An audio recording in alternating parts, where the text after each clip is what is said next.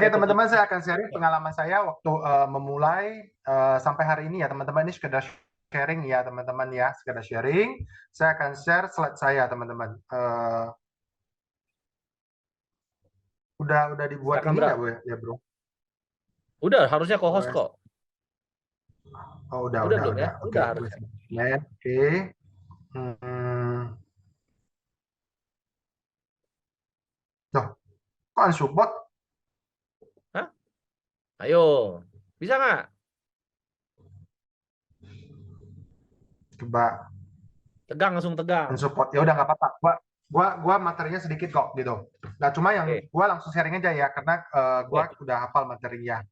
Ya, Jadi silakan. teman-teman, saya share background. Ya, saya share background dulu ya teman-teman ya. Uh, by the way, saya di Prudential tahun ini sudah mulai lebih kurang tahun ke-13 teman-teman. Saya lebih kurang sudah tahun ke-13. Jadi sudah generasi lama ya, sudah generasi PAA ya teman-teman ya. Sudah generasi PAA. Nah teman-teman, Generasi saya SFA, dulunya bro. adalah Generasi seorang SFA. nasabah. Generasi SFA, ya benar, Ya, generasi SFA. SFA. Saya dulunya adalah seorang nasabah, teman-teman. Ya, saya dulunya adalah seorang nasabah di Prudential. Ya, by the way, saya kayaknya pernah sharing di tempat Andres deh, gitu. COVID Ya, pertama kali 2020. pernah nggak ya? 2020 COVID pertama. Oh, udah lama ya, Hmm. udah 3 tahun ya, udah 3 tahun Iya. ya. Oke. Nah, jadi saya sharing balik ya. Jadi saya dulu adalah seorang nasabah, teman-teman. Ya, saya dulu adalah seorang nasabah. Kenapa saya bisa kenal Prudential? Karena dulu adik saya yang paling kecil itu Irfan Tamrin ya. Sekarang juga sudah di Prudential ya. Nah, waktu itu dia kecelakaan ya, kecelakaan kakinya patah, habis itu masuk rumah sakit, teman-teman. Habis itu masuk rumah sakit, opname biasa ya masuk rumah sakit pasti keluarga jenguk ya, keluarga jenguk ditanya aduh asuransi nggak ada. Nah teman-teman bayangin ini adalah cerita lebih kurang 15 tahun yang lalu ya, bukan cerita hari ini. Otomatis 15 tahun yang lalu itu nggak secanggih sekarang ya, di pos media sosial klaim dibayar dan segala macam, enggak ya teman-teman ya, 15 tahun yang lalu gitu ya. Nah jadi keluarga jenguk, habis itu punya asuransi enggak, punya asuransi enggak gitu. Sampai satu keluarga datang gitu, punya asuransi enggak gitu ya. Nah by the way saat itu lebih kurang ya, kalau nggak salah ingat 15 tahun lalu operasi tulang itu kakinya lebih kurang 40 juta teman-teman, Gede lebih tuh. kurang ya. Kalau sekarang mungkin seratusan lah ya, sekarang seratusan gitu ya.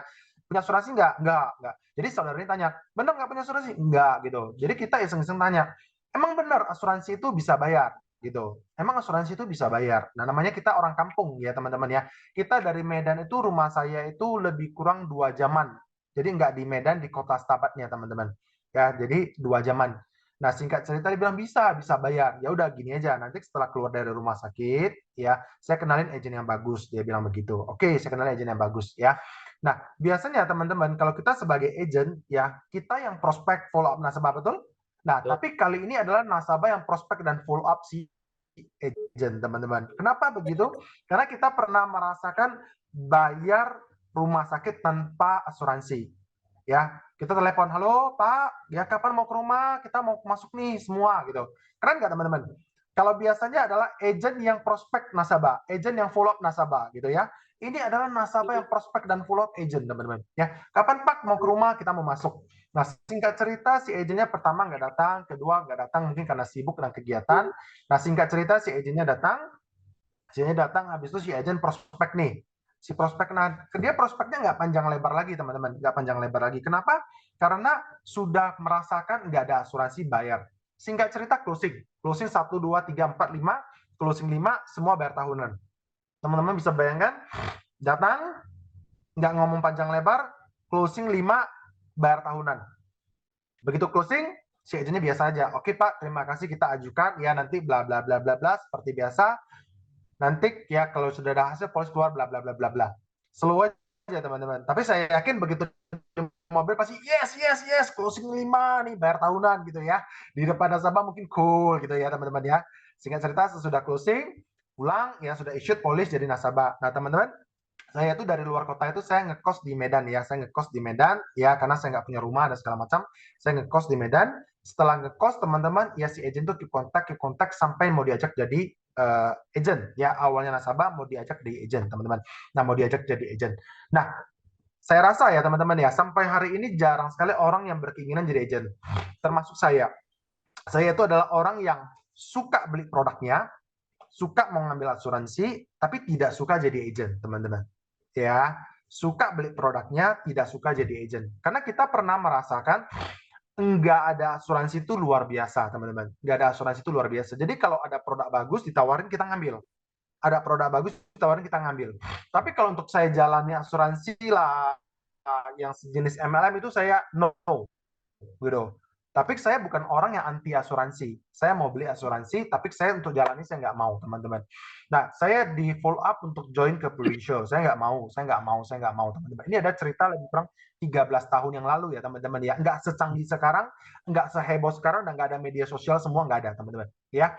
Nah, singkat cerita, saya bekerja di perusahaan yang raksasa, yang sudah TBK, dan perusahaan itu perusahaan yang gede banget. Perusahaan itu punya cabang di 30 negara, teman-teman. Ya, punya cabang di 30 negara, bukan 30 kabupaten, teman-teman. Ya, punya 30 negara. Ya, jadi saya bekerja di sana, ya, dan posisi lumayan, ya, karena perusahaan raksasa TBK, teman-teman, posisi lumayan. Nah, dia jawari saya jadi agent, saya nggak mau, teman-teman. Ya, saya waktu itu saya bekerja, pernah ditawari jadi kepala cabang di Pontianak. Saya juga pernah ke Pontianak sekitar satu minggu, 2 minggu, saya pernah lihat, dan nggak cocok ya. Nah, akhirnya teman-teman terus follow up jadi agent, saya nggak mau, saya nggak tertarik, teman-teman, saya benar-benar nggak tertarik. Nah, tapi zaman dulu, teman-teman, ya saya di follow up sampai saya nyerah, teman-teman. Ya, saya sih follow up sampai saya yang nyerah, saya nggak mau jadi agent asuransi, tapi saya nyerah. Zaman saya joinnya itu 2019 akhir, lebih kurang 2019 akhir lah, lebih kurang seperti itu. Zamannya kami itu adalah kita bisa nggak usah AJ dulu jualan, kalau nggak salah seperti itu. Nggak Bener. usah AJ dulu jualan gitu. Nggak Benar ya bro ya? usah my first case. Nggak usah lah Lalu? gitu ya. Jadi akhirnya saya di follow up nih, saya di follow up gitu ya. Akhirnya saya nyerah, teman-teman. Akhirnya saya nyerah gitu ya. Akhirnya saya nyerah, saya join Prudential, teman-teman. Ya, zaman itu ya teman-teman ya, fast start itu lama, teman-teman. Karena saya bekerja ambil yang malam itu 4 hari 3 malam. Ya, join fast start itu kayak my first case lah ya, seperti itulah ya. Jadi zamannya kami join Prudential itu harus 4 hari 3 malam, teman-teman, di training di kantor pusat. Sekarang kan mobile ya, simple ya teman-teman ya. Nanti saya ceritain, teman-teman. Ya, nah singkat cerita, kemudian ya saya training, setelah itu dapat kode agent dan segala macam. Sampai suatu hari, teman-teman, saya balik ke kampung saya di Stabak, teman-teman, saya dapat surat cinta dari Prudential. Ya, singkat cerita, saya buka suratnya, saya lihat adalah surat terminasi, teman-teman. Surat terminasi, teman-teman. Ya, Anda bayangin, saya baca surat itu, terima kasih telah memilih bergabung bersama Prudential, bla bla bla bla bla bla. Singkat cerita, karena Anda nggak mencapai target, Anda dikeluarin. Ya, zaman itu kalau nggak salah berapa bulan nggak capai target atau 1 tahun, saya lupa ingat, dikeluarin. Singkat cerita, saya diterminate deh, gitu. Begitu diterminate, saya, waduh, senang, teman-teman. Akhirnya saya terbebas dari Prudential. Akhirnya saya nggak jadi agent lagi, dan saya nggak dikejar-kejar oleh leader saya, teman-teman ya. Saya begitu senang, saya dikeluarin dari Prudential ya. Nah, singkat cerita, teman-teman, ya saya balik lagi ke Medan ya, karena kan harus kerja ya. Senin saya balik lagi, jadi dia ajak saya makan gitu ya. Biasa kalau anak kos diajak makan gimana, teman-teman? Ya oke ya, teman-teman ya. Kalau anak kos diajak makan ya oke aja ya, karena makan gitu ya. Kemudian dia tanya, bro, gimana nih sampai bisa diterminate ya, sampai bisa dikeluarin oleh Prudential ya. Saya jawabannya apa? Saya selalu jawabnya gini ya, rezeki tiap orang kan beda ya. Kalau kamu rezekinya kan di Prudential, saya kan sebagai karyawan. Kalau semua jadi agent, siapa jadi nasabah? Benar nggak, teman-teman? Benar nggak ketemu gitu ya? Saya jawabnya juga gitu. Itu 13 tahun yang lalu. Nah, itu kalau ada yang jawab begitu berarti itu sistem, teman-teman. Itu sistem ya. Nah, jadi saya jawabnya begitu. Terus saya jawab yang, enggak lah, saya nggak cocok lah, saya nggak pintar ngomong lah, saya orangnya introvert. Nah, kebetulan saya memang introvert ya, saya lebih ke melankolis, teman-teman. Ya, jadi saya nggak mau, saya nggak cocok gitu ya. Nah, karena teman-teman ya, satu hal ya, saya memang nggak punya hati di Prudential. Saya memang nggak punya hati di Prudential, dan saya nggak mau yang model-model begitu. Saya jalani Prudential karena saya sangat terpaksa. Jadi saya berpikir, wah udah determinasi, sudah oke dong gitu kan. Udah oke, udah bisa dong gitu. Oke, nah dia tanya, oh gitu ya, iya gitu ya. Nggak bisa gitu. Dia tanya, lu nggak prospek teman kos lu?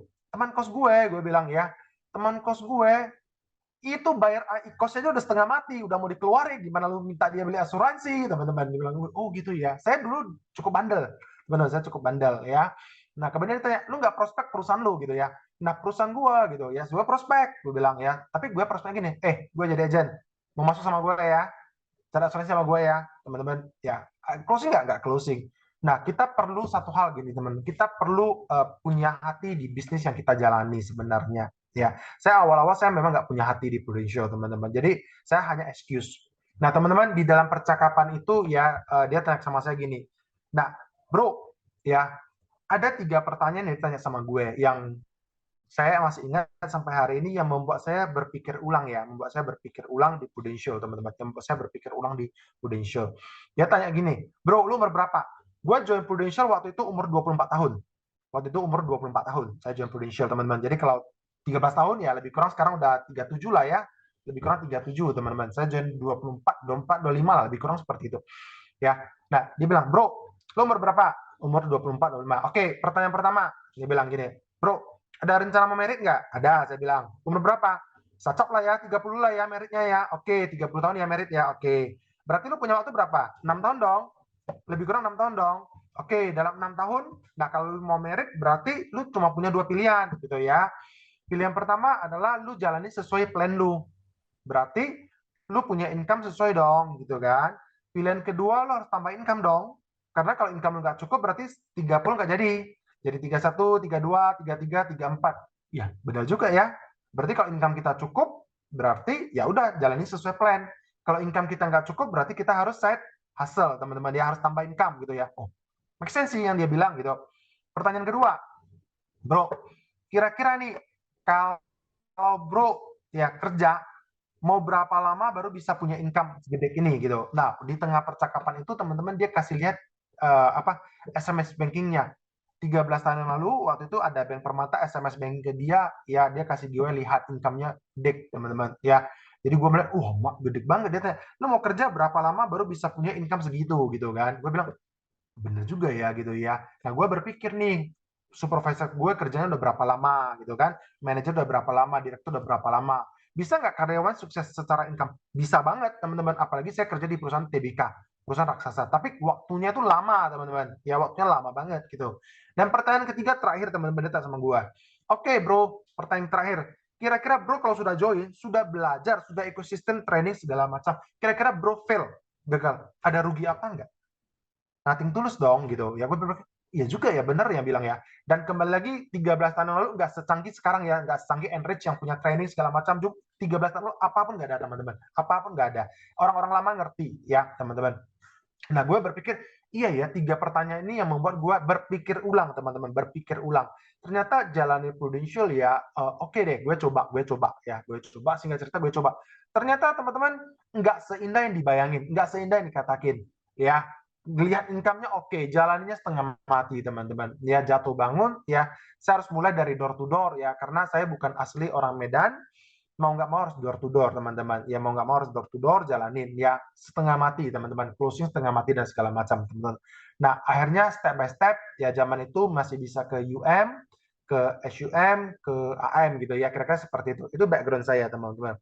Nah, hari ini saya mau sharing, teman-teman. Ya, saya background seperti itu, ya sampai saya bisa capai, kalau agent kita bilang patokannya MDRT Startup ya, sampai bisa Star Club, MDRT, dan sampai bisa cetak Star Club, MDRT, dan segala macam, teman-teman.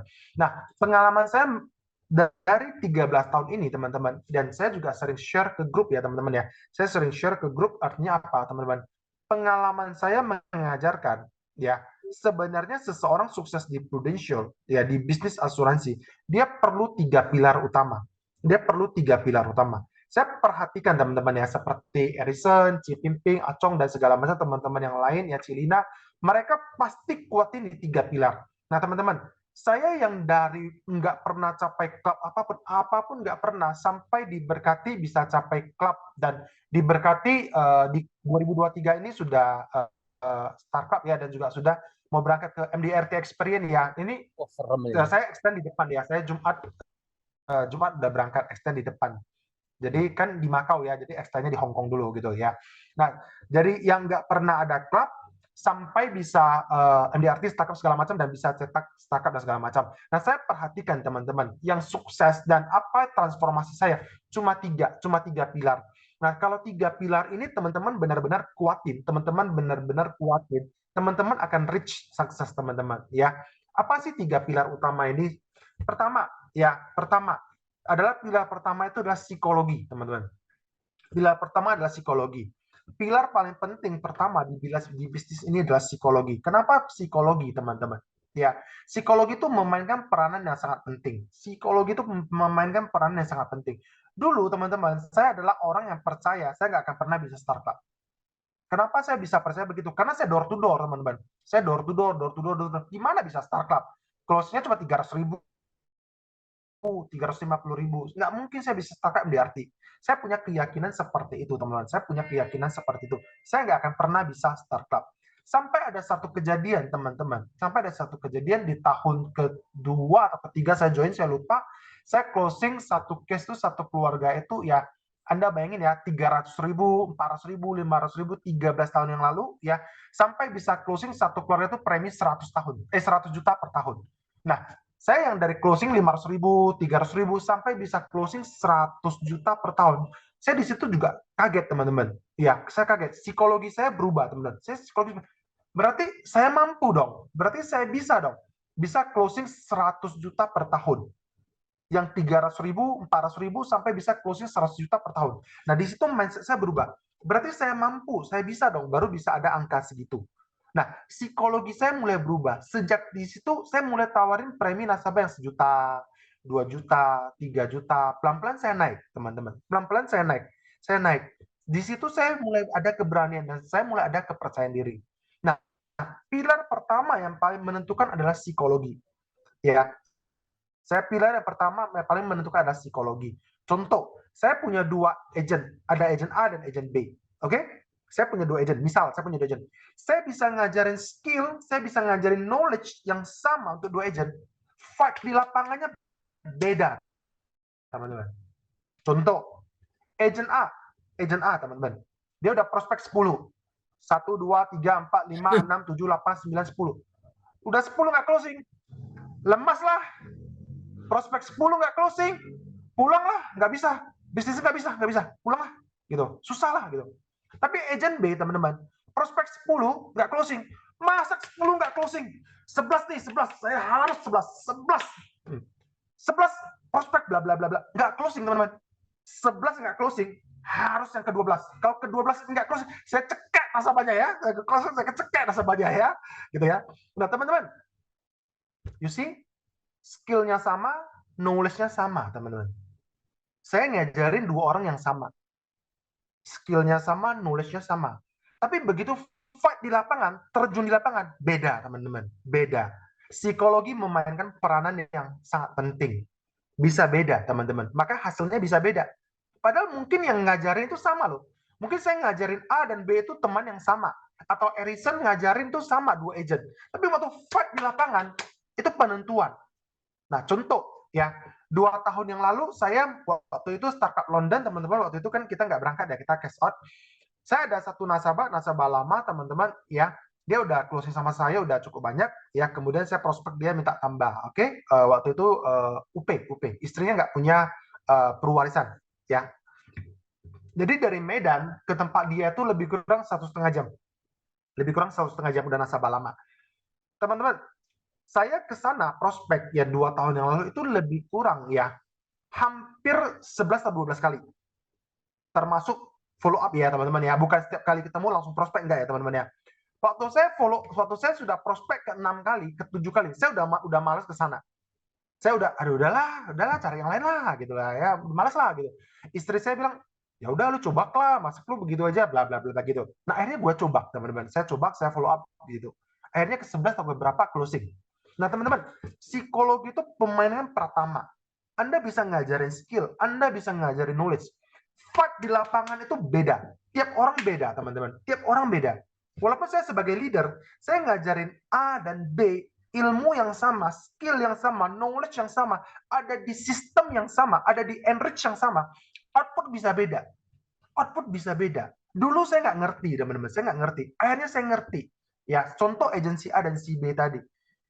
Ada yang udah prospek 10, lemas lah, pulang lah, susah lah. Kalau orang Medan bilang kangko lah, mayan lah, nggak mau lah, segala macam. Tapi agensi B, 10 nggak closing, 11. Saya harus fight 11. Pantang pulang tangan kosong. Yang 11 nggak closing, 12 saya harus closing. 12 nggak closing, saya cekek itu nasabah ya. Saya cekek itu nasabah nggak closing yang ke-12 ya. Saya harus closing, teman-teman. Nah, artinya apa, teman-teman? Fighting-nya bisa beda. Fighting-nya bisa beda. Walaupun leader, skill, knowledge. Nih, contoh kedua. Anda telepon nasabah. Teman-teman telepon nasabah. Ya, telepon nasabah. Ada orang sebelum telepon. Anda mau udah malam lah. Udah inilah. Telepon 3 kali nggak ngangkat. Anda berani telepon keempat nggak? Belum tentu. Belum tentu. Psikologi memainkan. Sebelum kita telepon udah. Atau kita ke tempat nasabah. Kita muter, kalau di Medan ya, kita muter ke tokonya nampak orangnya ada. Turun nggak ya? Muter kedua. Turun nggak ya? Turunlah. Masuk nggak ya? Masuk. Itu memainkan psikologi, teman-teman.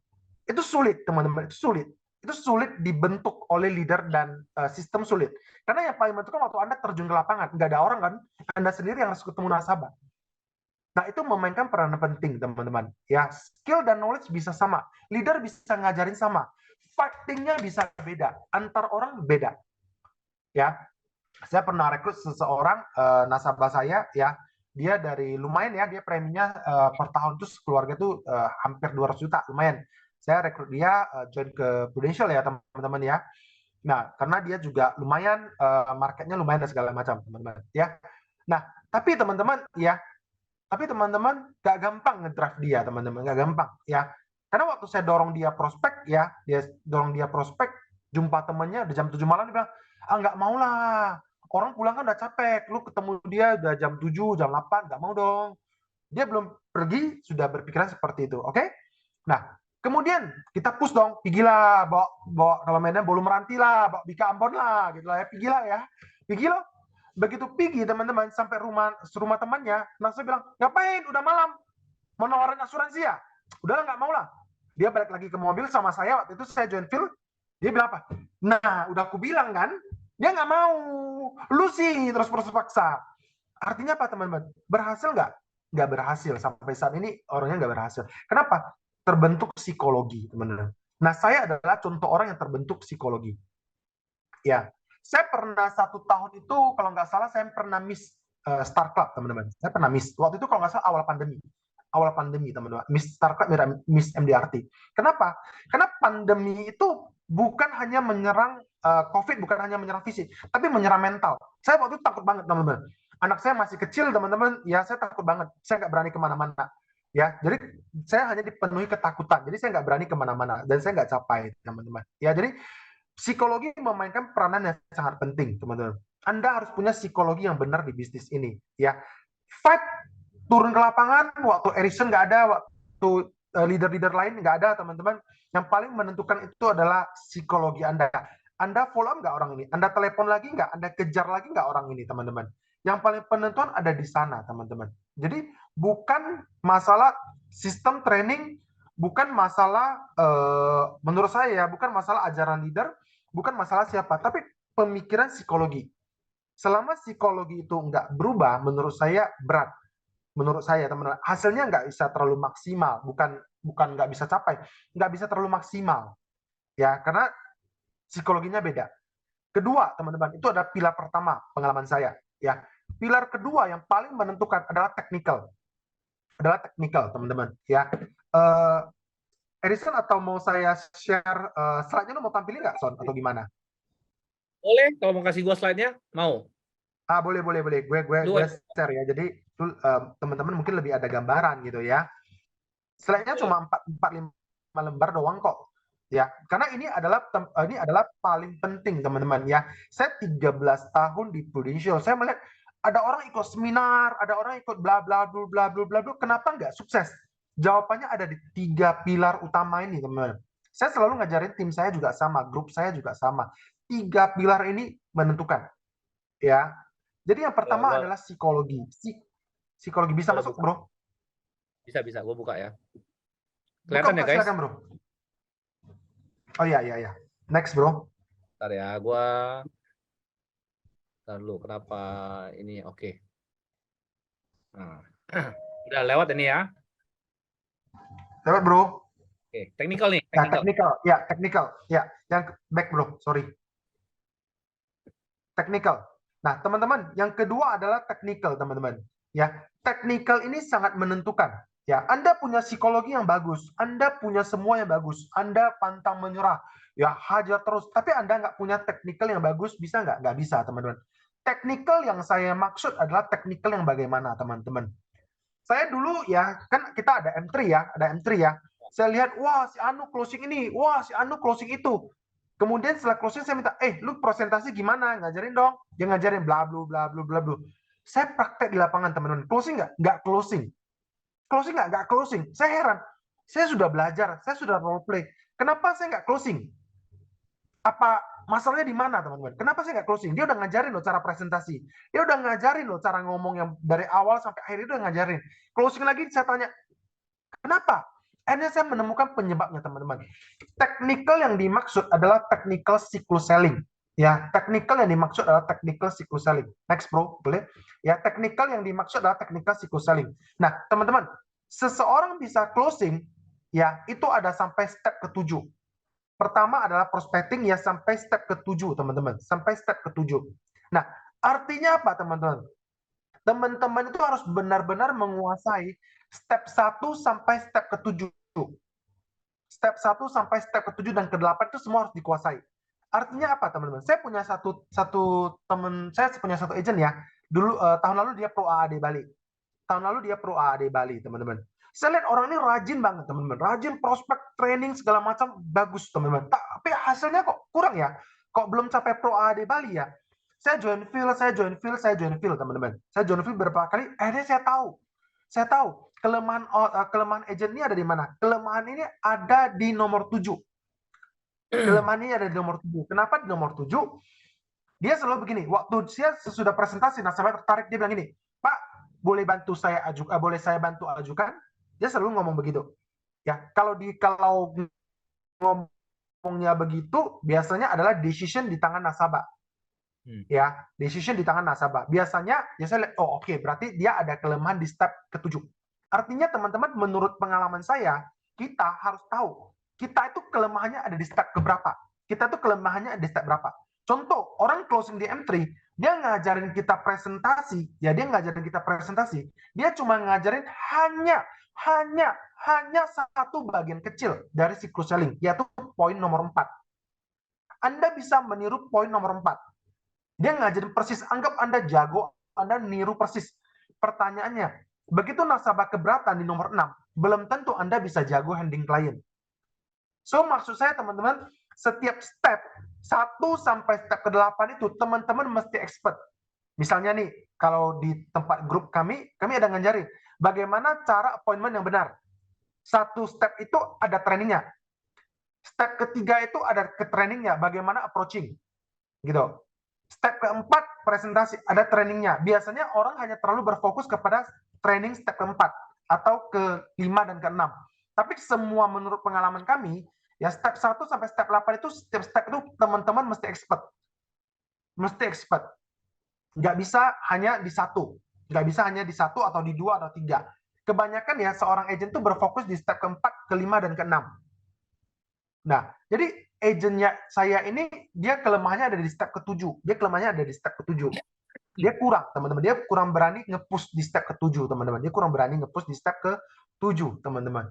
Jadi, sebagai seorang leader, ya, atau mungkin teman-teman mesti ngerti, saya ini lemah ada di step keberapa? Step ke-3 kah? Step ke-6 kah? Step keberapa? Sama seperti seorang dokter. Dokter itu pasti ada diagnosa pastinya. Orang ini penyebab penyakitnya apa? Misalnya nih, ya stroke. Penyebab utamanya adalah hipertensi misalnya.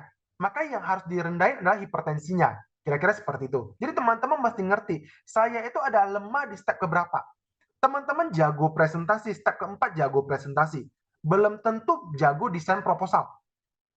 Belum tentu. Jago desain proposal, teman-teman, belum tentu jago handling klien. So, maksud saya, teman-teman, adalah apa? Saya itu dulu, ya ini pengalaman saya, kenapa saya dulu nggak pernah capai klub? Kenapa saya dulu nggak pernah capai klub? Dan saya bersyukur ya berkat Tuhan ini bisa capai MDRT Macau. Ya, saya benar-benar menguasai step 1 sampai step 8. Step demi step itu menurut saya ya, itu harus ada trainingnya dan setiap teman-teman tuh mesti benar-benar mengetahui bagaimana mastering. Step ketiga, bagaimana approaching-nya benar. Bagaimana step keempat itu cara presentasinya benar, dan segala macam. Jadi setiap step itu Anda harus benar-benar mengerti.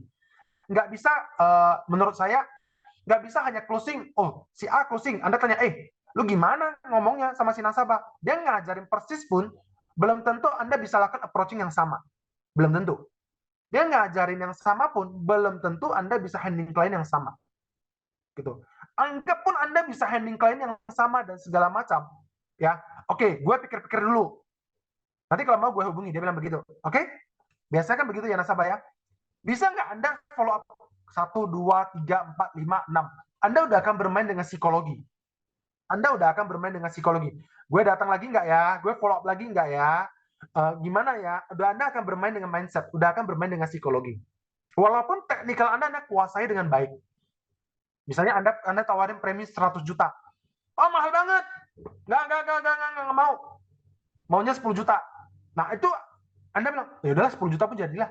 Nah, Anda akan bermain dengan psikologi. Apakah Anda mempertahankan atau bagaimana? Nah, jadi selain psikologi, teman-teman harus menguasai teknikal dengan benar.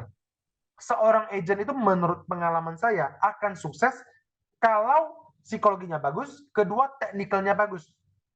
Teknikal yang saya maksud bukan hanya cara presentasi yang bagus, bukan. Tapi setiap poin, step 1, step 2, step 3 sampai selesai itu harus bagus, harus baik, harus benar, baru bisa. Jadi sebagai seorang leader itu biasanya kami ya, kalau saya agent saya tanya, oke, bro, gue udah prospek si A, misalnya si A, nggak closing. Kalau saya sebagai leader, saya akan bilang gini, ya udah lu follow up lagi dong, lu ini dong. Saya akan tanya begini, oke, lu nggak closing. Lu sama nasabah ini sudah sampai siklus selling yang mana? Gue akan tanya begitu. Jadi gue bisa pandu kelemahannya di mana, bla bla bla bla. Enggak, ya udah lu pergi fight dong, lu kejar dong, lu dong. Gue mau tanya, oh ya udah, lu nggak bisa closing karena misalnya ya approaching lu kurang baik. Lu baru kenal 2 kali, atau lu baru follow up 2 kali, atau lu apa gitu, atau lu udah lama bertahun-tahun nggak pernah kontak, tiba-tiba lu jadi agent, lu kontak sama dia, lu berharap closing kan nggak bisa gitu. Jadi gue tanya sama tim gue, oke, lu nggak closing sama dia, menurut kamu ada di step keberapa sama dia? Dia mesti ngerti nih, dia mesti ngerti. Kayaknya gue udah presentasi sih, oke, approaching-nya bagaimana? Nah, jadi setiap titik ini kita diagnosa kelemahannya di mana. Sama seperti kalau teman-teman ke dokter, ke UGD. Ke UGD itu kan pasti apa? Tensi, cek suhu. Benar nggak? Dia pasti ada step-nya dong yang harus dilakuin, prosedur yang harus dilakuin. Supaya apa? Memastikan kondisi orang ini datangnya. Dan di seluruh rumah sakit seluruh Indonesia, itu SOP-nya begitu. Anda datang, tensi, cek suhu, segala macam, memastikan diagnosanya tepat gitu. Nah, jadi teman-teman, pertama itu adalah psikologi, kedua itu adalah teman-teman mesti benar-benar menguasai siklus selling, bukan hanya menguasai cara presentasi, bukan. Tapi kuasailah step 1 sampai step 8 dengan baik dan benar, teman-teman. Artinya step 2 itu harus benar. Nah, contoh saya sering bilang begini. Step kedua misalnya, ya. Step kedua, misalnya Anda ketemu atau Anda perkenalan sama nasabah. Perkenalan sama nasabah, simple gitu. Ya. Tapi itu bisa memberikan efek yang luar biasa. Ya. Misalnya nih, saya perkenalan sama Erison. Halo, Ko Erison, saya Eric Tamrin, saya dari Prudential. Saya dikenalin oleh misalnya Cilina atau Cipimping. Biasanya umumnya agent akan seperti ini. Karena dia misalnya sudah saya bantu klaim bla bla bla bla, dan saya yakin Koko sudah punya asuransi bla bla bla bla bla. Standarnya biasanya seperti ini, teman-teman. Tapi kalau teman-teman menguasai dengan baik, misalnya nih step kedua atau step ketiga waktu perkenalan, Anda boleh bilang misalnya begini, halo Ko Erison, Ko saya Eric Tamrin, Ko saya dikenalin oleh Cipimping atau Cilina misalnya ya. Ko saya akan perkenalkan diri dulu ya Ko, sebelum kita kenal lebih jauh, saya akan perkenalkan diri. Ko saya Eric Tamrin, Ko saya sudah senior agency director, sudah di Prudential sudah 13 tahun, saya sudah membantu klaim lebih dari 100 klaim, dan juga saya sudah mencapai salah satu yang terbaik MDRT bla bla bla. Anda branding diri Anda dulu, misalnya. Supaya kenapa? Supaya nasabah juga tahu lawan bicaranya siapa. Gitu. Bukan hanya kok saya Eric Tamrin dari Prudential gitu ya. Saya dikenalin orang ini gitu loh. Nah, itu adalah contoh simple. Step yang mana penentuannya di mana, teman-teman. step yang mana, penentuan gimana, teman. Jadi saran saya teman-teman, selain psikologi yang baik, ya, teman-teman mesti menguasai yang namanya apa? Siklus selling. Dan jangan menguasai hanya satu bagian, tapi setiap bagian dengan baik dan benar. Ya, jadi yang dimaksud saya technical itu adalah technical per bagian, bukan technical hanya presentasi atau hanya handling. Ya, karena biasanya pengalaman kami yang dulu adalah kita terlalu terpaku kepada cara presentasi dan handling. Tapi yang lain kita nggak fokus lagi gitu loh ya. Tapi pengalaman mengajarkan bahwasanya kita harus fokus kepada semua. Ya, setiap bagian itu harus benar-benar dikuasai. Kalau perlu setiap bagian itu harus ada trainingnya, cara approaching-nya baik, ya cara presentasi dan segala macam. Yang ketiga, teman-teman, apa ya, boleh bantu bro, next. Yang ketiga adalah Udah, walaupun keluar. Anda punya psikologi yang baik, Anda punya technical yang baik, ya. Yang ketiga yang mesti Anda benar-benar kuasai atau Anda benar-benar expert itu ada di mana? Di market, teman-teman. Ya, Anda harus punya market. Ya, sebagus apapun psikologi Anda, sebagus apapun technical Anda, kalau Anda nggak punya market atau Anda nggak bermain di market yang benar, nggak bisa. Nggak bisa, teman-teman. Serajin apapun nggak bisa, teman-teman. Contoh, teman-teman. Ya, contoh. Belum, bro. Belum. Ya, pencet Misalnya betul. market. Ya, misalnya market. Ya, misalnya Anda seorang dokter kandungan, SPOG. Anda rajin banget, teman-teman. Buka dari pagi sampai tengah malam. Dokter kandungan, misal ya. Tapi prakteknya di bapak-bapak yang prostat. Kira-kira mungkin nggak orang ke sana? Nggak mungkin kan, teman-teman kan? Nah, artinya Anda harus bermain di dalam market yang tepat. Bukan market yang harus premi kelas atas, enggak ya teman-teman. Anda harus mengerti market. Anda harus masuk ke market yang menurut Anda tepat. Maksud saya begini, kalau saya, teman-teman, ada spesifikasi gini, saya kalau mau prospek pewarisan, spesifikasi atau profiling klien itu yang cocok bagaimana? Misalnya nih, sudah punya hospital, umur sekian sampai sekian, bla bla bla bla. Jadi Anda sudah punya profiling yang benar. Anda udah tahu, saya mau prospek orang ini karena orang ini masuk profiling saya. Jadi Anda bermain di market yang tepat gitu loh. Ya, misalnya nih PCB 88, ya itu bermain di market yang bagaimana, teman-teman. Jadi artinya Anda harus benar marketnya. Bukan harus nasabah yang harus berapa ratus juta, enggak seperti itu, teman-teman ya. Jadi Anda harus masuk ke dalam market yang tepat. Anda harus create market. Marketnya harus tepat. Anda punya psikologi yang benar-benar luar biasa, yang hebat, yang pantang menyerah, fight di lapangan, nggak pernah menyerah, fight sampai tengah malam. Anda punya teknikal yang luar biasa. Kalau marketnya nggak tepat, nggak bisa, teman-teman. Contoh, Anda jual BMW kepada orang yang punya income 3 juta. Gimana ceritanya, teman-teman? Ya gila. Salesnya fight nggak? Fight mati-matian. Kuasai spesifikasi nggak BMW-nya? Pasti. Sampai bannya, ukuran roda, segala macam, dia kuasai bener, teman-teman. Tapi dia jualan ke orang yang salah, teman-teman. Ya, jualan ke orang yang income 3 juta. Closing nggak? Ya nggak closing. Dia harus targetin dong market kelasnya yang orang bagaimana yang bisa beli BMW gitu loh, maksud saya. Nah, kalau kita misalnya contoh, kita kan punya banyak produk tuh. Ada PCB 88, ada Purwarisan, misalnya ada misalnya Pulcera dan segala macam. Teman-teman itu harus spesifikasi, saya mau main di market yang bagaimana. Kalau saya kayak tadi saya Purwarisan, saya itu ya minimal dia udah punya kesehatan. Range umurnya sekian, ininya sekian, sekian, sekian, sekian. Jadi sudah dengan spesifikasi yang benar. Jadi teman-teman, pengalaman saya mengajarkan apa? Selama 13 tahun ini perjalanan saya, kalau saya rangkum dari saya yang nggak pernah capai klub apapun sampai diberkati Tuhan ya bisa capai klub ya sampai bisa mencetak klub, teman-teman, saya merangkum 3. Saya percaya setiap pembicara siapapun itu, teman-teman, yang pernah diundang oleh Enrich ya, termasuk Erison yang luar biasa, Acong, Cipimping, Lina dan segala macam, itu pasti 3-tiganya kuat. Saya garansi, pasti 3-tiganya kuat. Dia nggak bisa kehilangan salah satu. Dia nggak bisa kehilangan salah satu. Dia nggak bisa. Psikologinya kuat. Teknikalnya kuat. Nggak ada market, nggak ada guna. Marketnya orang kaya. Relasinya orang kaya semua. Oke? Teknikalnya jago training. Tapi nggak berani full up 1, 2, 3, 4, 5, 6, 7. Nggak ada guna. Teman-teman. Jadi pengalaman saya siapapun speakernya, siapapun pembicara yang sukses, teman-teman, saya sangat-sangat yakin mereka itu kuatin di 3. Psikologi, technical, market. Nah, teman-teman harus tahu, oh oke, berarti psikologi, technical, market. Berarti saya itu lemahnya di mana? Di psikologi kah? Di technical kah? Atau di market? Oke, kalau saya lemah di market, apa yang harus saya lakukan? Kalau saya lemah di technical, apa yang harus saya lakukan? Kalau saya lemah di psikologi, apa yang harus lakukan? Jadi teman-teman itu terspesifik, benar-benar terstruktur dan tersistem. Saya lemah ini, penanganannya ini. Yang kedua, ini penanganannya ini. Yang ketiga, penanganannya ini. Jadi teman-teman nggak meraba-raba. Teman-teman, ayo, gimana ya? Ini gimana ya? Jadi teman-teman nggak meraba-raba. Teman-teman sudah tahu nih, saya ini yang mana, lemahnya yang mana. Apa yang harus saya lakukan? Anda konsultasi sama leader Anda, ya.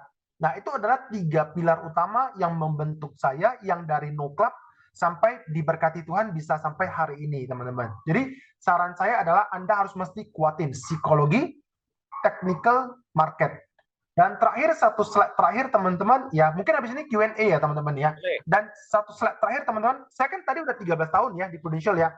Saya 13 tahun teman-teman di Prudential, teman-teman. Ya, saya mau sharing satu slide ini, teman-teman. Saya sering ngomong ke grup saya juga, sama. Ya, kalau orang sekarang join ke Prudential, itu udah terlalu enak. Udah terlalu enak, teman-teman. Udah terlalu enak. Dia nggak pernah merasakan zamannya kami, mungkin ya saya sama Edison gitu, yang udah lama banget, teman-teman. Saya share ini, teman-teman. Dulu zamannya kami, teman-teman, zamannya saya, ini adalah Prudential Journey atau kompensasi atau bisnis plan lah atau career path, terserah.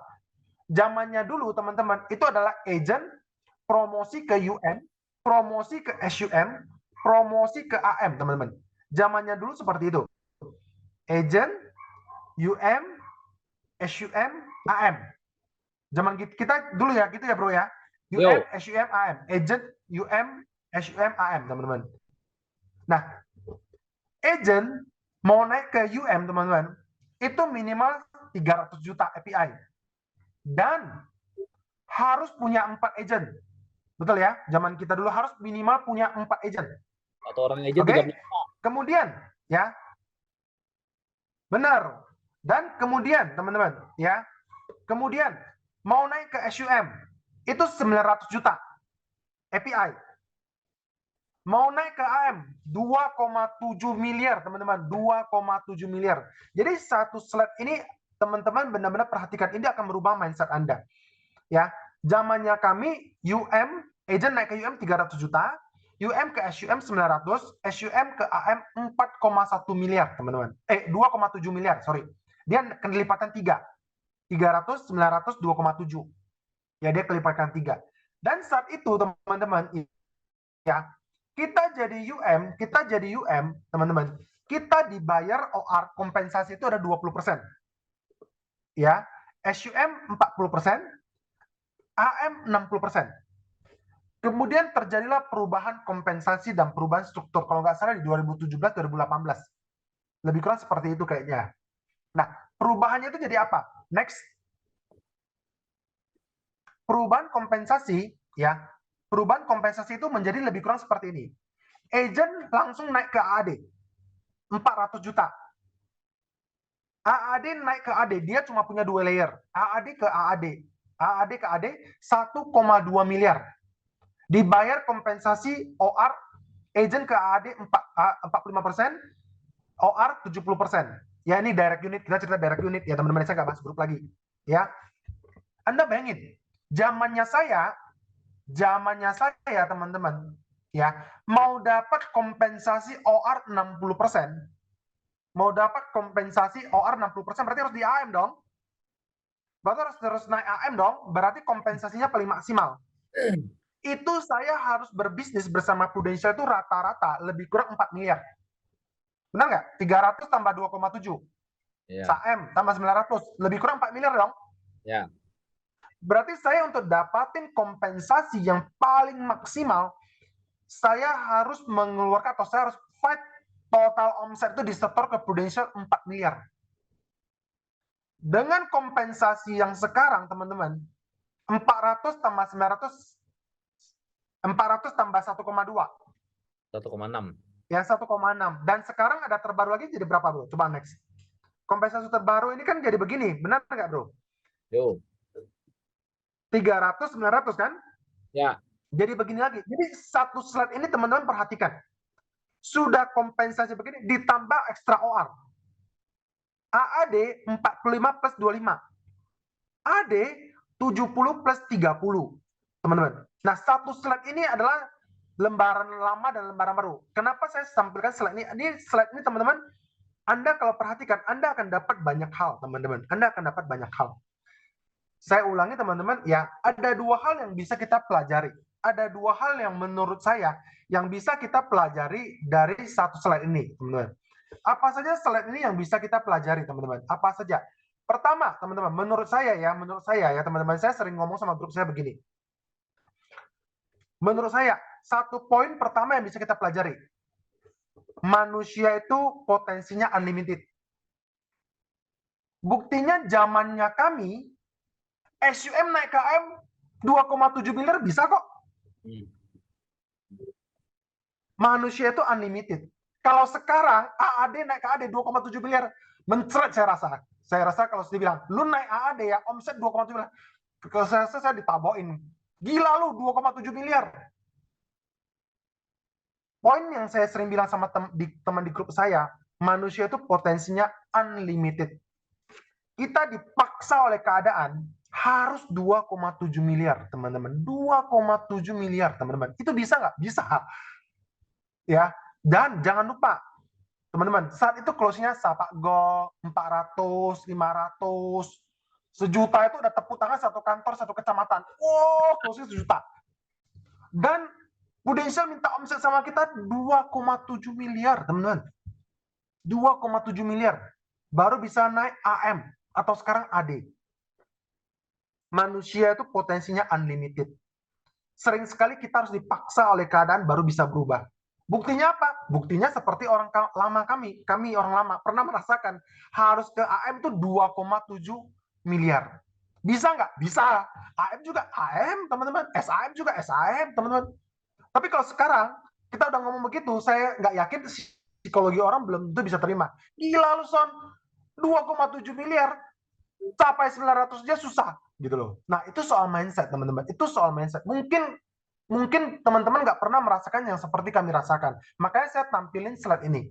Saya tampilin slide ini supaya Anda bisa melihat. Itu poin pertama yang teman-teman bisa. Mungkin teman-teman bisa. Ya, yang bisa mungkin bisa di screenshot atau slide-nya silakan diambil aja, teman-teman. Ya, silakan diambil aja.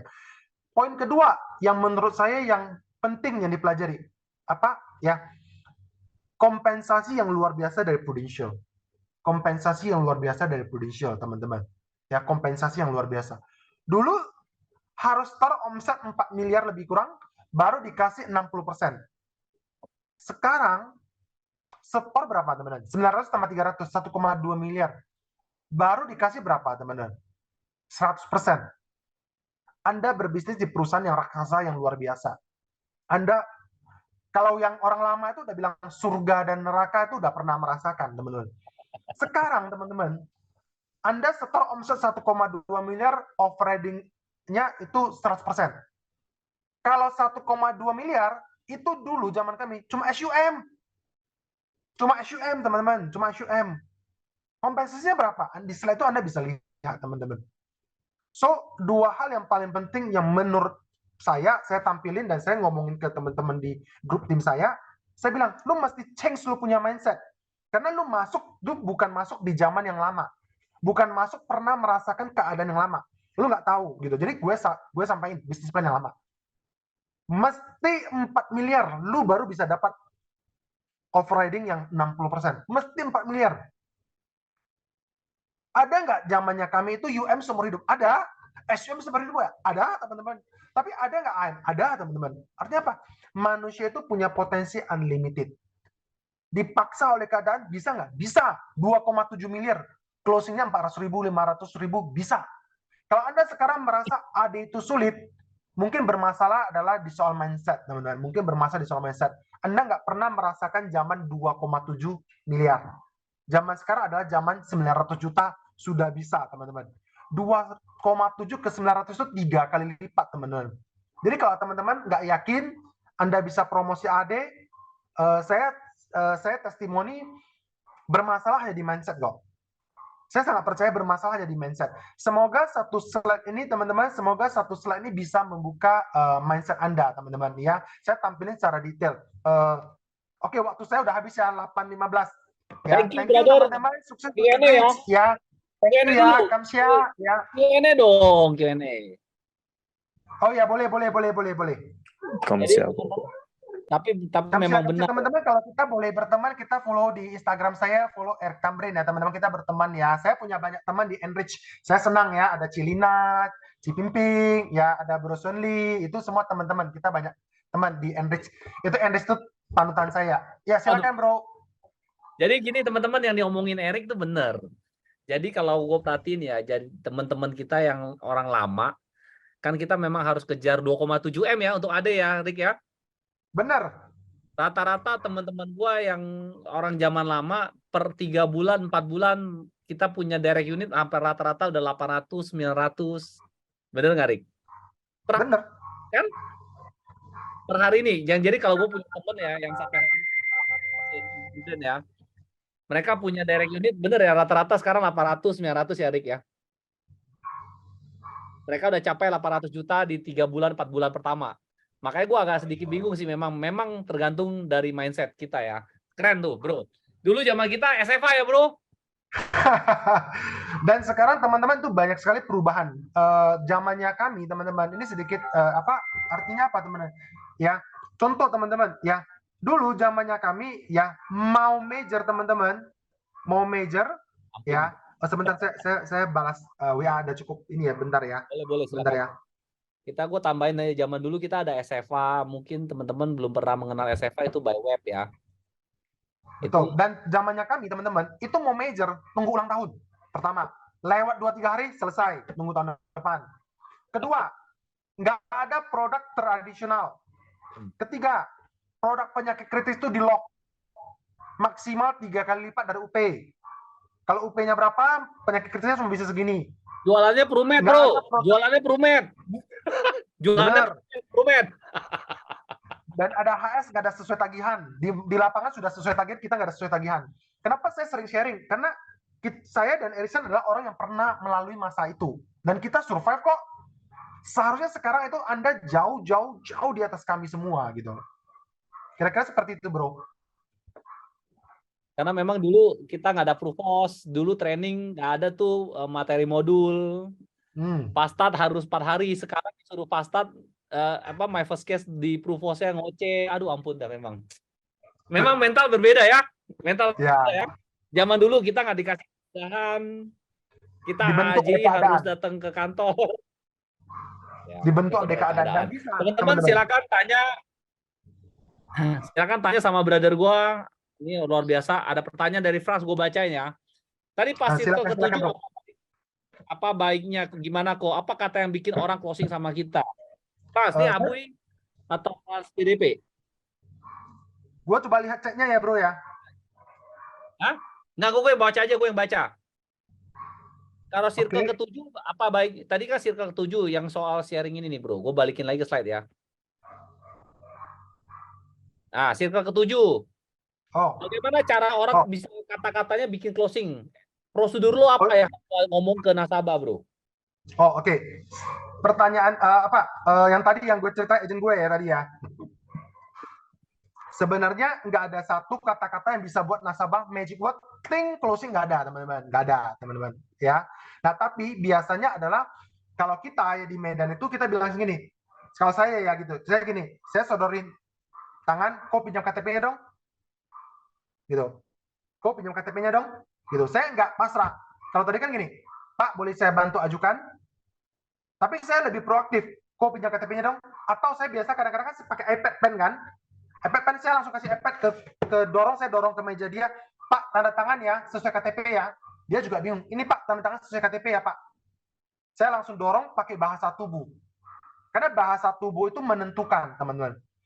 Bahasa tubuh itu menentukan. Kalau Anda tangan maju, Pak pinjam KTP-nya dong, orang cenderung lebih ngasih. Tapi kalau Anda lipat tangan, Pak pinjam KTP-nya dong, orang cenderung nggak, kurang ngasih. Ya, jadi saya biasa maju, Pak, punya KTP-nya, atau saya punya iPad, saya langsung majuin, Pak, tanda tangan sesuai KTP ya, Pak, yang di sini ya, Pak, yang di sini ya. Kira-kira seperti itu, Bro Franz. Ada pertanyaan lagi, silakan ditanya ya. Tapi gue mau nanya dulu buat si Erik ya. Sekarang ini kan zaman sekarang kalau kita akui memang produk unit link sudah mulai orang pada takut lah ya. Zaman dulu kan kita cuma jual unit link, Prumet. Zamannya cuma hanya jual PAA, dulu campur aduk kita masih bisa jual premi 300.000, 1 juta udah kayak sujud-sujud dapatnya ya. Nah, sekarang ini dalam era yang 2023 ya, kita udah lewatin surga dan neraka ya, bener Rik ya. Gue kepikir-pikir bener juga sih itu. Nah, apa yang lu jual sekarang ini, Bro? Menurut lu produk yang lu jual itu bagusnya di mana dibanding zaman dulu, Bro? Yang sekarang lu fokus ngajarin ke tim lu juga, apa yang lu jual sekarang? Kita lebih banyak jual tradisional ya. Kita lebih banyak jual tradisional. Terus yang tadi, yang pilar ketiga kalau teman-teman masih ingat, market. Ya. Jadi produk itu disesuaikan dengan market. Contoh, kita jual perwarisan. Perwarisan itu kita spesifikasinya adalah orang yang cocok bagaimana. Gitu. PCB itu adalah orang yang cocok bagaimana. Contoh, PCB itu paling efektif kita jual itu adalah proteksi income. Orang yang bergantung kepada income-nya. Gitu. Kalau dia nggak ada, berarti kan dia nggak generate cash flow. Gitu. Jadi itu ada produk yang paling bagus menurut gua, PCB adalah profiling orang seperti ini. Misalnya profesional gitu ya, jadi dia mengandalkan diri dia untuk bekerja. Atau dia pengusaha punya toko gitu kan, kalau nggak ada dia nggak bisa running gitu loh. Nah jadi gua benar-benar spesifik gitu loh. Misalnya kalau perwarisan, gue jual perwarisan itu maksimal itu gue jual sampai umur 50 tahun misalnya. Ya, sekian-sekian gitu. Jadi gimana? Kenapa sampai 50 tahun maksud lu tadi? Bagaimana? Karena menurut gua, yang gua hitung, kalau perwarisan itu gue jualnya gue sharing script lah ya, Bro, bagus dong, Bro. Kalau untuk Koko Erison apa nggak boleh? Gila nih, biasa sharing ya, luar biasa Erik ini. Jadi biasa gue jual perwarisan sih begini ya. Pertama, kalau teman-teman perhatikan di siklus selling ya, itu presentation dulu baru produk. Kalau dulu waktu gue belum pernah capai target, gue fokus ke produk. Jadi, Prudential launching produk baru cukup bayar 5 kali bla bla bla, itu nggak efektif teman-teman. Produk itu adalah solusi. Kita harus bisa presentasi, kita harus bisa konsep presentasi. Biasanya kalau gue jual perwarisan, gue selalu ngomong ke nasabah gini, Pak, Bu, ya, hari ini Bapak Ibu punya usaha kan dapat uang dong, dapat income dong. Uangnya dikemanain? Ya diputar. Oke. Setelah diputar, dikemanain? Beli aset, tambah barang, tambah gudang, tambah properti, tambah emas, tambah saham, tambah bla bla bla bla. Setelah itu anggaplah Pak, Bu, ya, seluruh Jakarta ini sudah punya Bapak Ibu propertinya. Seluruh Jakarta ini sudah punya Bapak Ibu. Ujung-ujungnya asetnya dikemanain? Dikemanain ya, kita bantu nasabah. Pak, Bu, ujung-ujungnya aset Bapak dan Ibu akan jadi warisan. Setuju? Iya. Pasti dia akan bilang begitu. Jadi kita pandu dia. Orang bekerja, berbisnis, dapat uang. Uangnya ngapain? Pasti beli aset dong. Beli properti, beli emas, kalau nggak diputar, ditambah barang, tambah gudang. Ujung-ujungnya dikemanain? Ujung-ujungnya akan jadi warisan. Setuju ya Pak? Kemudian saya bilang, kesimpulannya, saya tekani sekali lagi, kesimpulannya Pak, berarti ujung-ujungnya akan jadi warisan. Iya ya, yang lu bilang ya, dia bilang gitu. Oke, Pak, kalau kita cerita warisan, saya paling simpel, kita bilang properti. Misalnya Bapak beli properti, satu properti 5 miliar, ada 3 cara. Cara pertama, Bapak bayar cash, berarti 5 miliar bayar 5 miliar, berarti satu dapat satu dong. Cara kedua, 5 miliar Bapak kredit, KPR. Bisa jadi setelah selesai 5 miliar jadi 10 miliar. Berarti satu dapat dua dong. Gitu, 1/2. Cara ketiga yang paling simpel adalah Bapak beli melalui polis asuransi, cukup sekitar 30% DP-nya dan bisa dicicil 5 kali. Pak, tadi kan kita cerita warisan tuh. Ujung-ujungnya akan jadi warisan. Kalau yang namanya ujung-ujungnya akan jadi warisan, Bapak pilih mana? Nah, setelah kita ngomong begitu, konsepnya udah dapat, kita baru jelasin. Nah, Pak, kebetulan Prudential punya satu produk yang bagus nih, warisan. Cukup bayar 5 kali nih, Pak. Jadi, teman-teman, stepnya itu jangan dibalik. Konsep dulu, baru spesifikasi produk. Biasa gitu sih, bro. Cakep ya. Ujung-ujungnya adalah warisan ya, Pak. Ada pertanyaan, kalau nggak pertanyaan gue yang nanya. Bro, ini kan posisinya lu 13 tahun. Up and down udah sering terjadi lah ya. Kita nggak akan lama waktu kita sampai 23. Nah, pernah waktu down selama 13 tahun, bagaimana cara lu handle lu down, dan apa yang waktu zaman dulu sampai yang lu bilang, gue mau keluar dari industri ini, pasti pernah lah ya. Apa yang lu buat lu down, dan lu bagaimana lu naik lagi, bro? Oke, saya rasa di bisnis ini adalah bisnis yang tough ya, gitu ya teman-teman ya. Bisnis ini challenging-nya banyak teman-teman. Ya, tapi teman-teman ini adalah bisnis yang worth it ya untuk diperjuangin, worth it teman-teman. Ya, yang buat banyak down itu sebenarnya banyak hal teman-teman. Ya, banyak hal teman-teman. Tapi satu-satunya yang menjatuhkan diri kita ada kita sendiri. Yang paling simpel untuk kita down teman-teman adalah teman-teman harus masuk ke dalam lingkungan yang benar. Harus masuk ke dalam sistem yang benar. Anda bersyukur ya, Anda punya leader, punya founder, Harrison, ya, Acong, Xi Jinping, Cilina, dan teman-teman semua itu luar biasa. Ya, ada komunitas yang Zoom seperti ini. Ya, teman-teman, Anda harus masuk ke lingkungan. Karena lingkungan membentuk masa depan. Pertanyaannya, kenapa harus masuk ke sistem? Kenapa harus masuk ke lingkungan? Kan paling sering klasik seperti itu. Ya, kenapa sih saya harus masuk Zoom? Kenapa sih saya harus masuk di sistem? Jawabannya simpelnya seperti ini, teman. Supaya kesuksesan itu bisa direpetisi. Supaya kesuksesan itu bisa direpetisi. Hari ini, kalau Harrison nggak perlu kesuksesan direpetisi, ya udah jual sendiri aja. COT, MDRT sendiri, udah selesai. Karena kita mau kesuksesan itu bisa direpetisi. Contoh nih, saya buat bolu, oke? Saya buat bolu. Ya udah, kalau saya bisa ngandalin diri sendiri, saya jual, ya udah saya jual semampu saya berapa loyang gitu. Saya nggak perlu buat homemade.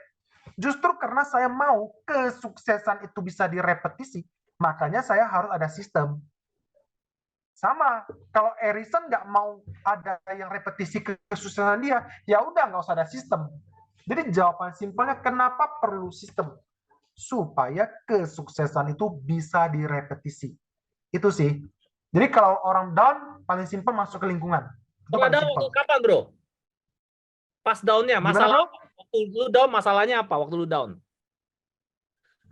Masalah yang paling simpel itu kalau kita sewaktu agent, ya pasti penolakan gitu ya. Karena teman-teman ya simple ya, dulu teman-teman ya kita itu nggak ada seperti contoh-contoh leader sukses, itu nggak ada. 13 tahun lalu itu nggak ada seperti ini teman-teman. Kita mengandalkan diri kita fight. Nggak ada contoh-contoh anak muda sukses masuk Instagram, Zoom segala, nggak ada. Anda harus percaya sama proses. Cuma itu aja. Anda meragukan diri Anda nggak? 13 tahun yang lalu nggak ada contoh sukses. Ini itu jarang teman-teman. Lebih banyak ke arah seperti itu. Anda mulai ragu, saya benar nggak ya? Saya ada di sini nggak ya? Tepat nggak ya? Jalan hidup saya udah benar nggak ya? Lebih ke arah situ sih. Oh, zaman dulu memang kalau gue, ya benar sih bro, benar. Zaman dulu kita nggak ada contoh ya, nggak ada Instagram ya. Nggak ada contoh gitu loh. Dan mungkin contoh suksesnya itu nggak banyak. Mungkin udah yang G-owner yang generasi lama kan, maksudnya terlalu jauh kan gitu kan. Kita sama mereka kan terlalu jauh bagai bumi dan langit. Kita nggak bisa lagi sama ini contohnya gitu loh. Itu sih. Oke. Sekarang pertanyaan last question. Nah, ini buat lu brother yang anak lu, sebelum nanti kita ketemu di New York lah ya, bro, pasti ya. Nah, gue ingin tanya satu hal. Lu melihat bisnis ini Prudential seperti apa, bro? Karena kita 13 tahun. Kalau gue perhatikan lu semakin lama semakin energik ya, bro. Oh ya, Eric Tamrin ini energik ini. Gila nih ya. Apa yang lu incer, bro? Dan maksud gue, lu bisa melihat bisnis ini sebesar apa, bro? Boleh sharing untuk last question ini, bro. Oke, benar ya, yang Harrison bilang benar. Ya, saya menjawab Harrison dengan satu cerita. Ya, saya minta mungkin 10 menit lagi lah ya. Kalau teman-teman bertanya, saya bebas jawab. Waktu saya bebas ya, untuk Enrich saya bebas gitu, saya nggak ada batasan waktu gitu ya. Kalau mau bertanya silakan. Saya akan menjawab Erison dengan satu cerita gitu ya. Ada seorang pebisnis ya, dia traveling keluar kota sampai di sebuah hotel udah sore. Ya, udah sore, kemudian dia ketemu dengan satu bapak-bapak, dia tanya, Pak, lagi ngapain? Lagi renovasi, lagi benerin engsel pintu. Ya, oh oke. Lagi benerin engsel pintu di dalam kamarnya, oke. Bapak kerja di sini udah berapa lama? Udah 30 tahun. Oh, 30 tahun. Oke. Bapak kerja ngapain? Ya benerin engsel pintu gitu ya. Hah, 30 tahun cuma benerin engsel pintu? Iya. Oh, ya, cuma benerin engsel pintu 30 tahun. Iya. Si bapaknya jawabnya apa? Bagi bapak, saya pekerjaan hanya benerin engsel pintu.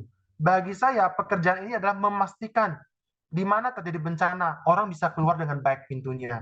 Terjadi kebakaran, saya bisa memastikan keluarga yang menginap di dalam kamar ini bisa selamat dengan keluar. So, itu tergantung sudut pandang. Nah, sudut pandang saya bagaimana, teman-teman? Bagi saya, bisnis prudential adalah sebuah jembatan untuk mewujudkan impian saya. It's just a tools. Sebuah tools yang sangat efektif, sebuah kendaraan yang sangat efektif. Setelah saya memakai kendaraan ini, kita bisa, contoh nih, bagi teman-teman memakai kendaraan ini, ada yang mungkin suka investasi reksadana, saham, ada yang properti, emas, silakan teman-teman. It's just a tool, sebuah tools untuk mewujudkan impian Anda, teman-teman. Ya, bukan mereplace ya teman-teman ya, bukan Anda nanti di Prudential itu replace dengan bisnis apa, bukan.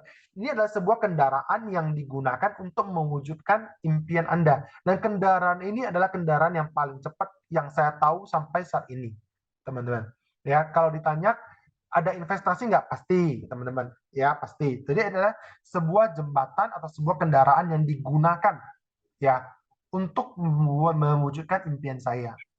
Kira-kira seperti itu, bro. Apa yang lu cari, Eda? Silakan, Sebelum pertanyaan terakhir ya, gue ada tanya lu. Bagaimana cara tahu ketika kita sudah approaching orang, bagaimana cara kita masuk untuk jual asuransi, bro? Ada pertanyaan dari Flor.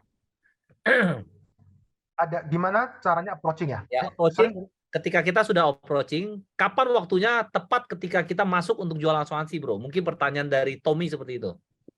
Oke, ketika kita approaching, kapan pertanyaan tepat untuk masuk asuransi? Oke, teman-teman kita harus punya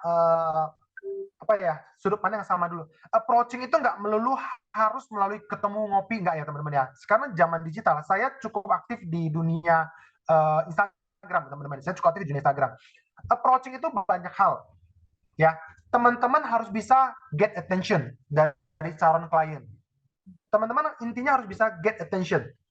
Menurut survei dari MDRT, orang akan closing sama kita dari first interaction sampai jadi klien itu butuh 40 jam. First interaksi sampai closing, survei mengatakan butuh 40 jam. 40 jam. Oke? Nah, teman-teman, ya, Anda harus bisa get attention dari nasabah. Contoh, Anda boleh komen, boleh like, boleh repost punya nasabah. Jadi saya approaching itu nggak harus ketemu tiap hari, nggak gitu. Pertanyaannya kapan waktu terbaik ya untuk setelah approaching untuk ngomongin asuransi? Kalau menurut saya nggak ada waktu yang pas. Tapi kalau Anda ketemu sama mereka udah ngerti maksud Anda kok. Gitu. Biasanya seperti itu. Jadi kalau ketemunya 1 jam pertama ya 30 menit ngobrol lah. Sisanya baru kita ngomong gitu. Jadi nggak ada waktu yang terbaik. Jadi bukan harus pertama langsung ketemu approaching ya, bro? Asuransi, enggak. Mencoba, bro? Lu mau pakai medsos untuk approaching ya? Untuk memakai medsos pakai approaching ya, medsos. Salah satu. Jadi medsos itu dipakai adalah untuk get attention daripada klien. Oke. Get attention. Zamannya kita berbeda ya, kita nggak ada ya. Zaman kita nggak ada kayak gitu ya, bro. Ya. Pertanyaan terakhir, bro, sudah selesai. Tidak ada pertanyaan. Silakan. Ya, pertanyaan terakhir dari gua, terakhir, ya menurut lu Prudential bisa seberapa besar, bro? Lu jawab, bro. Indonesia bisa seberapa besar ya? Tergantung seberapa besar kita berpikir ya mungkin ya. Kalau versi lu? Gue sulit gambarin sih gitu. Gini, gue nggak gambarin Prudential ya. Gue gambarin gini, sukses lah ya. Karena Prudential ekspektasi orang kan masuk kemarin kan a better life, gitu ya. Seberapa besar nanti kalau diukur pakai uang, nanti dibilangnya money oriented gitu. Sikit-sikit ngukurnya uang gitu kan, gitu. Nah, jadi menurut gue orang dikatakan sukses tuh kalau dia memenuhi 5. Pertama adalah keuangan yang mapan, Kedua adalah kesehatan yang baik. Ketiga adalah keluarga yang bahagia. Keempat adalah waktu yang berkualitas. Kelima adalah jiwa sosial yang tinggi, teman-teman. Jadi jangan pernah kehilangan salah satu. Jangan pernah kehilangan salah satu. Dan bisnis ini bisa membawa Anda mewujudkan kelima-limanya. Jadi kalau Anda punya uang yang banyak, punya kesehatan yang baik, keluarga berantakan nggak ada guna, teman-teman. Jadi Anda punya yang pertama, keuangan yang baik, kesehatan yang baik, keluarga yang bahagia, Anda nggak punya waktu yang berkualitas untuk menikmati, nggak ada guna. Anda punya keempatnya, Anda nggak punya jiwa sosial, Anda nggak dekat sama Tuhan, keluarga Anda setengah mati kelaparan, Anda nggak bantu juga nggak ada guna. So, menurut saya kesuksesan itu harus punya lima-limanya, teman-teman.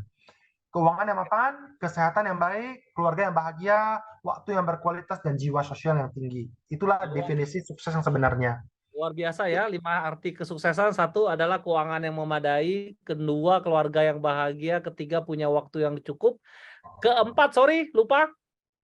Menurut gua ya, yang dimaksud seseorang sukses, yang dimaksud orang ini sudah sukses kalau dia sudah memenuhi 5.